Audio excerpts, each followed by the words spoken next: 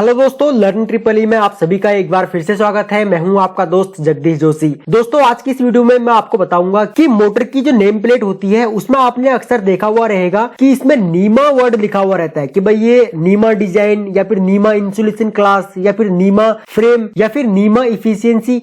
तो इस नीमा का क्या मतलब है? और कई मोटरों में IEC लिखा हुआ रहता है, ठीक है, IEC 60085 इस तरीके से कुछ कोड लिखे हुए रहते हैं। तो यहाँ पे नीमा और IEC का मतलब क्या होता है और ये क्यों लिखा हुआ रहता है, इन दोनों के बारे में मैं आपको आज शॉर्ट में बताने की कोशिश करूंगा। आज ही हमने एक ऑनलाइन टेस्ट को अपलोड किया था गूगल क्लासरूम में। अगर अभी तक आपने इस टेस्ट को नहीं दिया है तो आप इस वीडियो को देख करके ये एक ऑनलाइन टेस्ट को दे सकते हो, जिसमें आप इंडक्शन मोटर से रिलेटेड अपनी नॉलेज को टेस्ट कर सकते हो। इसमें हमने 15 क्वेश्चंस लिए हुए जो कि बहुत ही इंपॉर्टेंट है। तो देखिए, अगर हम बात करें नीमा और IEC के बारे में तो यहाँ पे सबसे पहले हम बात करेंगे IEC के बारे में। IEC का पूरा नाम है इंटरनेशनल इलेक्ट्रोटेक्निकल कमीशन। देखिए, IEC एक इंटरनेशनल स्टैंडर्ड्स ऑर्गेनाइजेशन है, ठीक है, और IEC इलेक्ट्रिकल और इलेक्ट्रॉनिक्स से संबंधित टेक्नोलॉजीज के लिए अंतरराष्ट्रीय मानकों या फिर इलेक्ट्रिकल स्टैंडर्ड्स को बनाता है। इलेक्ट्रिकल और इलेक्ट्रॉनिक्स से संबंधित जो टेक्नोलॉजीज है या फिर जिन पे ये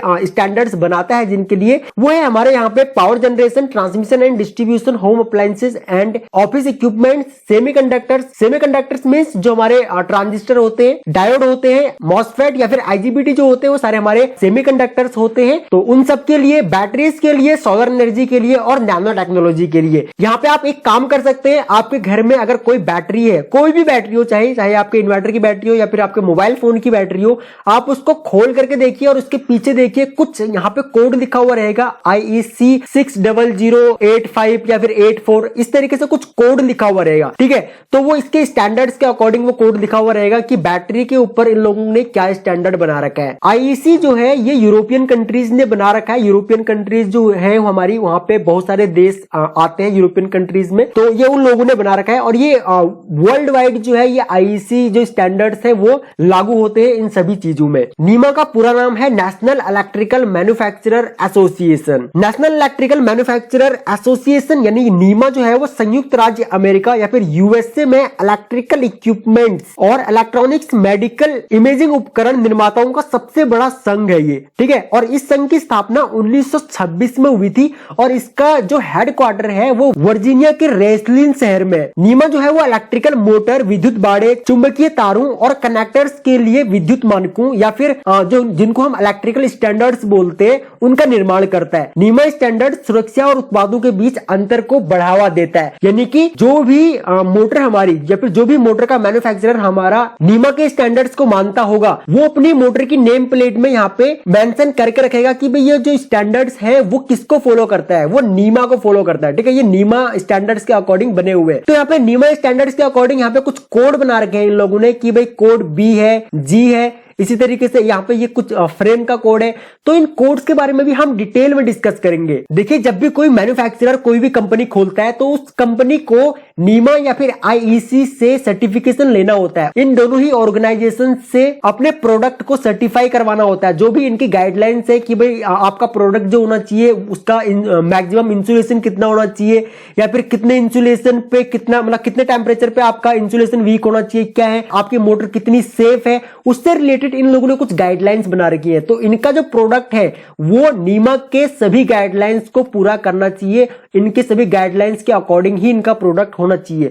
तो आपने देखा हुआ रहेगा कि कंपनीज में क्या होता है, कई बार ऑडिट होती है, तो वो ऑडिट जो होती है वो इसी से रिलेटेड होती है कि मान के चलिए कोई IEC या फिर नीमा का कोई भी ऑडिट हुआ तो ये लोग ऑडिट में यही चेक करते हैं कि इन लोगों ने जो भी स्टैंडर्ड्स बना रखे हैं उन स्टैंडर्ड्स के अकॉर्डिंग ये मोटर जो है वो मैन्युफैक्चर हो रही है या नहीं हो रही है, या फिर इनके जो मैन्युफैक्चरर है या फिर सीमेंस जो है वो इसी स्टैंडर्ड्स के अकॉर्डिंग इस मोटर को बना रहा है या नहीं बना रहा, या फिर कहीं ऐसा तो नहीं है लिख तो दिया यहाँ पे कि इसका इंसुलेशन क्लास B है, तो फिर क्या सीमेंस इस B स्टैंडर्ड्स के अकॉर्डिंग इसके अंदर इंसुलेशन यूज कर रहा है या नहीं कर रहा है, या फिर इसका एम्बिएंट टेम्परेचर जो है 40 डिग्री सेल्सियस, ये एम्बिएंट टेम्परेचर इसके अकॉर्डिंग सही है या नहीं है। तो ये सब चीजें, ये सारी गाइडलाइंस जो है, ये सब मॉनिटरिंग जो है वो नीमा करता है। मोटरों में आपको ज्यादातर नीमा मिलेगा। और अगर आप कोई इलेक्ट्रॉनिक्स कंपोनेंट्स खरीदते हैं या फिर आपके घर में अगर कोई भी इलेक्ट्रॉनिक इलेक्ट्रॉनिक्स कोई ब्रांडेड चीज है, जैसे कि कोई सैमसंग का है, नोकिया का है, फिर किसी और कंपनी से रिलेटेड है, तो वहां पे अगर आप उसका जो पीछे स्पेसिफिकेशन जो लिखी हुई रहेंगी, अगर आप वहां पे देखोगे तो वहां पे आईईसी कोड होंगे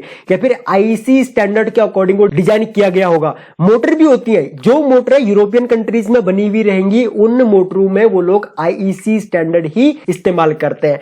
तो आई होप कि आपको ये एक बेसिक वीडियो नीमा और आईईसी स्टैंडर्ड से रिलेटेड कि इनके बारे में क्या होता है, क्या है ये, वो आपको पता लग गया होगा। फिर भी अगर आपको कोई डाउट है तो आप वीडियो के नीचे कमेंट कर सकते हैं। आपको ये वीडियो कैसी लगी हमको आप प्लीज कमेंट करके जरूर बताएं, क्योंकि आपके फीडबैक हमारे लिए बहुत ज्यादा इंपॉर्टेंट होते हैं। हम लोग मोटिवेट होते हैं आपके कमेंट से आपके लिए और भी ज्यादा वीडियोस बनाने के लिए। अगर आप इस चैनल पर न्यू है तो आप लर्न ट्रिपल ई को सब्सक्राइब कर लीजिए, बगल में जो बेल आइकॉन है उसे भी ऑन कर लीजिए, ताकि आपको हमारी सभी न्यू वीडियोस का नोटिफिकेशन लगातार मिलता रहे। अपना कीमती समय हमको देने के लिए आपका बहुत बहुत धन्यवाद। जल्द मिलते हैं अपनी नेक्स्ट वीडियो में।